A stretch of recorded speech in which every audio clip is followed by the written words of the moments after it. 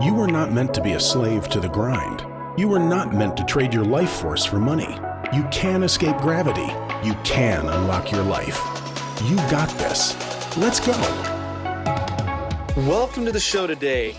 Unlock your life. Appreciate you being here. Especially appreciate you on this episode because this is my first episode. This is my inaugural episode, and we are talking about unlocking your life. What are you going to do when you have your time back, when you have your life back?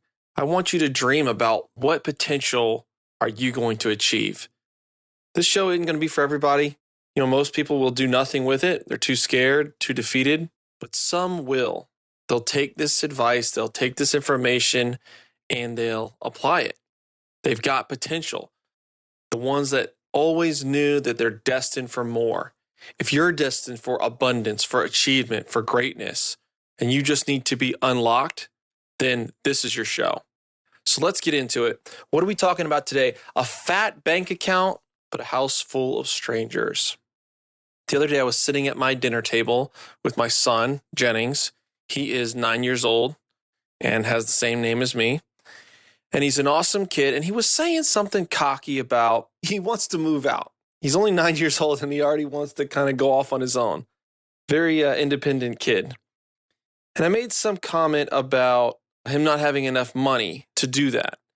And I was doing an event that weekend and people were paying some money to come in and hang out with us on our yacht and get some real estate info.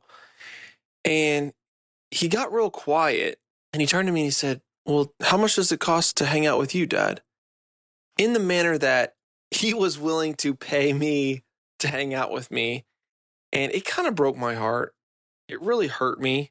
And the way that he said it and the way it's structured, it was almost like he felt as though he had to pay to get my attention. And obviously, we never want our kids to feel that way. So I want to get to the heart of what really matters about making money, about achieving business success, about unlocking our lives. What really matters? Because none of us want to get to the point where we have a fat bank account. We feel like we've achieved it, we've made it, and yet we have a people in our house that don't even know us, that we don't have close relationships with, and we've burned those bridges. You know, we can't take it with us. Guys like us and girls like us, I mean, we focus on that. We focus on making money, how to invest money, opportunities, scaling businesses, on and on and on. And yet, at the end of life, no one takes it with them. And the only thing that really matters is investing in relationships. Now, the flip side of that, where people don't even try and they're too scared and they're not willing to achieve and they're not willing to unlock and they're not willing to go for it and make significant amounts of money, is not good either. Because I believe money gives us amplification of our lives. Money gives us an opportunity to build those relationships in an easier fashion. Money gives us the opportunity to create scenarios and situations where we can make those relationships easy. We can deepen them. So I have a trip coming up to Jamaica this January. It's about 3 months away at this point, and I had this crazy idea with my business partner that we were going to go to Jamaica with our wives, and we were also going to invite all of our siblings and our siblings' spouses. So I have 3 sisters, and they're all married, and he has a sister who's married and a brother that's married, and we're inviting them and a few friends to go to Jamaica with us to this all-inclusive resort, all expenses paid, and we are going to pay for everything. We are going to pay for the hotel, the food, the drinks. They got to get themselves there. I'm not paying for their flights, but it's an opportunity to spend a week with them with undivided attention and deepen that relationship. Because what are the chances truly that we're all going to align on that and then all want to spend our vacation money going to the same place with the same dates? And yet if I do this, if I make the commitment to spend whatever it takes to make that happen, I'm going to have my whole family, all my sisters, their spouses, my cousin, who's my business partner, his brothers and sisters, their spouses, and a couple close friends, all together for a week, having a good time. They're not stressed out about the cost of it. And we are building those relationships, and building relationship capital is another term for it. And I believe that's what matters with money. And you see that as people unlock their lives and grow to higher levels on this stuff, where they're looking to give back to the university that they went to. They want to build a library. They want to give back to their church. They want to make an impact, make a difference in this world. And it's an intrinsic need that we have. It brings me back to another story. So this is an old story, and it's one that Jesus actually told in the Bible. And it's kind of an odd, unique story. If you read it, you may not understand it from the surface, because he talks about the unjust steward. So the unjust steward works for his master, managing his master's affairs. He's managing the crops, he's managing the finances, the money, and apparently he's not doing a very good job. And so when this unjust steward's master comes back from a far country, the unjust steward knows he's about to get canned. He's about to get fired. And in those days, this guy was his complete livelihood. He lived with him. He supported him. Everything was all about this master fellow. And so what the unjust steward did was, before his master came back and fired him and he lost everything and he was going to be put out on the street, he went to the people who owed his master money. Maybe they owed him 100 measures of wheat, or 10,000 quarts of olive oil, or whatever it was that they traded back in biblical times. And he goes to these people and he says, "Hey, you owe my master 50 measures of wheat. Give me 20 and I'll write the bill off. Give me 20 now and I'll write the bill off." And he goes to the guy who owes the oil. "Hey, you owe him 1,000 quarts of olive oil. Give me 500 and we'll call it even. We'll write off the bill." And so these guys are like, "Sure, 50% off, 60% off. Absolutely." And Jesus praises this man for his shrewdness. And you may be thinking, well, I thought this was a Bible story. This guy, first, he's mismanaging his master's house and mismanaging the funds. Now he's going off and writing 50% off the bill for stuff that he doesn't really own anymore, and he's about to get fired. Why is Jesus praising him? And the point of the story, when you dig into it, biblical scholars tend to agree that the point was, this man understood that in this life, it is important to use money to build relationship capital, because he knew next week or next month, he was about to be thrown out into the streets with no resources and no money and no house. And yet he could maybe go back to the guy that he'd written his bill down by 50%. Maybe that guy would do him a favor. He was building up treasures in his relationships versus money. And he's praised for that. And I think it's because Jesus is trying to get across the point that money isn't everything. Relationships are really what matters, and relationships are what you should be investing your capital in. So everybody wants a piece of us. How do we stop or prevent getting to our older age and golden years and having a house full of strangers and a fat bank account? Well, I think it starts with everybody wanting a piece of us, and you stopping, thinking, and discovering, who am I going to give a piece of myself to? Who am I going to intentionally give time, energy, attention, and focus to? And who am I not? So I don't know where you are in your life right now, but you may have a boss. You may have an employer. That boss is definitely commanding a large piece of your time, a large piece of your attention and your actions and your life force. You're physically trading your life for him or her to give you money. I know I was in construction and I was trading my life force and my time and my attention and focus to clients. So I would build custom homes. I would remodel their kitchens and bathrooms. And you could say, well, Jennings, you owned your own business. And I did, but I didn't really have systems and processes in place. And I was still dealing with the clients to a large degree. It got better as I figured it out a little bit more. But for the most part, my attention and focus, a massive part of it was going towards my job. So even though I owned a business, it was a job. I had to manage the employees. I had to manage the people. I had to manage the clients from time to time, supply chain, taking a ton of my effort and focus. My wife, she wants my time. She wants my attention. She wants me to focus on her and her needs. And more than that, she wants me to focus on our children. I have 4 kids. I got 2 boys and 2 girls, and 9, 7, 4, and 2. So it's a demanding job. They want my focus and my attention. And so definitely have to give some attention to that. But I also have to pursue my dreams. I have to pursue my goals. I have to pursue the things that will make me happy and make me fulfilled. And part of that is having a solid relationship with my wife. Part of that is having a solid relationship and foundation with my children. And a lot of that is having a solid relationship with myself and the goals that I'm pursuing. And that was one of the motivating factors to get out of construction was I was not being true to myself, and I was giving away too much of myself to my clients and to my employees and not pursuing my goals, my dreams. Instead of building their dreams, I wanted to build my dreams. Your attention is the crown jewel. The crown jewel is not money.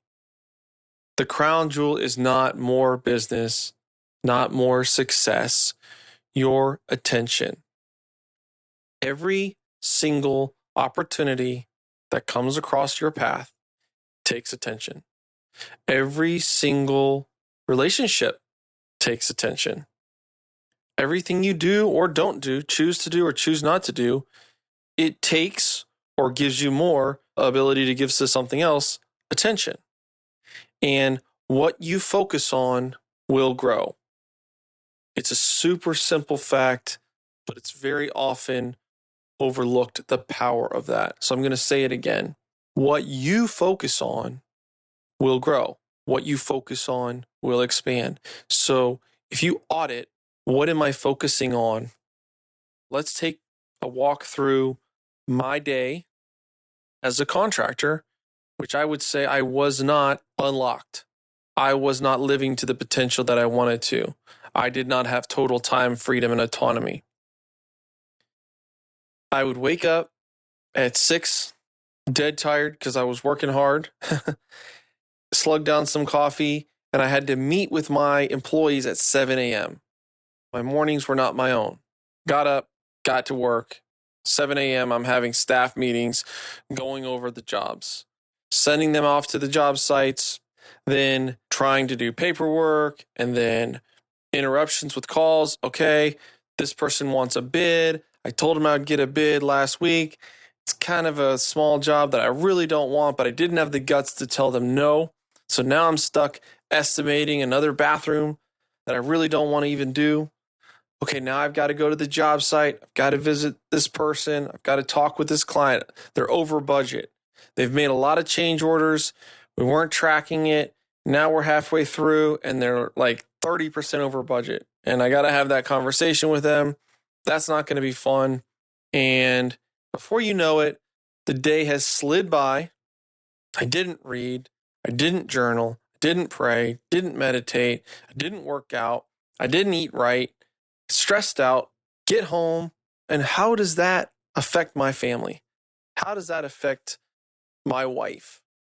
And how does that affect my next day? Because I get home, I'm stressed out. Maybe drink a beer or two, have dinner, relax, try to relax, kind of tired, kind of cranky, not giving my best to my children, go to sleep, watch TV, whatever, go to sleep, and then wake up and do it all over again.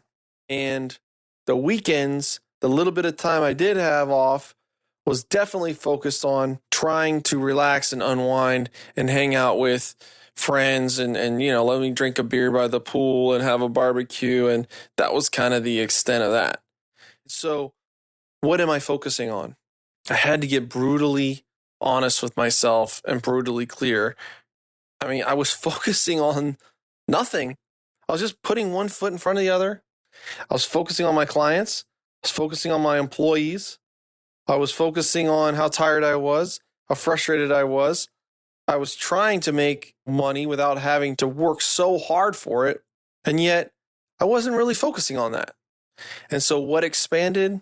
My problems, my issues. Money continued to be hard to make. Problems continue to abound. Clients continue to be a pain, and really did not see an end in sight. And so that attention beam, once I started to shift that away and made some real radical decisions about what I didn't want to do anymore, that I was not willing to continue to run on that hamster wheel for the rest of my life, that's when things started to change. And so I started focusing on, for me, the path that I took at the time was focusing on real estate, rental real estate, started with a few trailers, got some single family homes, and then really made a big push into multifamily. And over the course of 2.5 years, ended up closing over 1,000 units in multifamily, building that passive income that I needed, getting out of my construction company 100%, and generating enough passive income to do what I want and then take on more businesses, more opportunities, more fun things, more investments, and live life on my terms. But to shift that attention, that is not easy. It's easier said than done. On top of that, my wife, my family, but I've found that as I made that shift, I had more time with my family. I had more attention towards my family. And the time I did spend with them, it was a lot higher quality because I wasn't angry. I wasn't upset. I wasn't frustrated with where I was going or not going anymore. And so that relationship deepened. Now I'm home with COVID. I started staying home about a year and a half ago and really don't need to. I can work anywhere I want. That's the life that I've chosen. My kids can pop in. We can have lunch together. We can go to the park in the afternoon and I'm around. I'm still getting things done and working, and I enjoy working. And the flip side of that is I don't want to focus all my attention and energy just on them because that's not being true to myself, to my dreams. I know that I want to achieve things and I want to do things, and I don't want to just sit there and watch Coco Melon all day, So wrapping it all up, what really matters most, the why of the money, is building those relationships. It affords you the ability to build the relationships with yourself, with your family, with close friends, and expand that. It also allows you to continue to focus your attention more and more on those things that are going to drive those outcomes versus focusing your attention on things that are not. And it's hard. Guys, I know when you're in the grind and you're spinning the hamster wheel just to keep the lights on, put food on the table, I know it's not easy. But as long as the attention remains focused on those menial tasks, on those $20, $30 an hour jobs, or even $10 an hour jobs, then you're not going to get where you want because attention just causes that piece to expand. And we have to start shifting our attention towards an intentional outcome that we want to see happen that is going to unlock our life, getting really clear on what we want and what we don't want. So that's what I got for you guys today. Next time, we're going to talk about something a little bit deeper, and it's the only thing that can really make you happy in this life. We are truly pursuing happiness as humans, and this is the only thing that I have found that can truly unlock that piece. So appreciate you guys being here. If you want to hit me up on Facebook or Instagram, Jennings Smith or Jennings Foster Smith Jr. on Instagram. Hit me up, connect with me, message me. Let me know you're out there listening, and drop me a review. That'd mean a lot wherever you're listening to this, iTunes or Android or whatever. So appreciate you guys. Make it a great week, and let's unlock your life.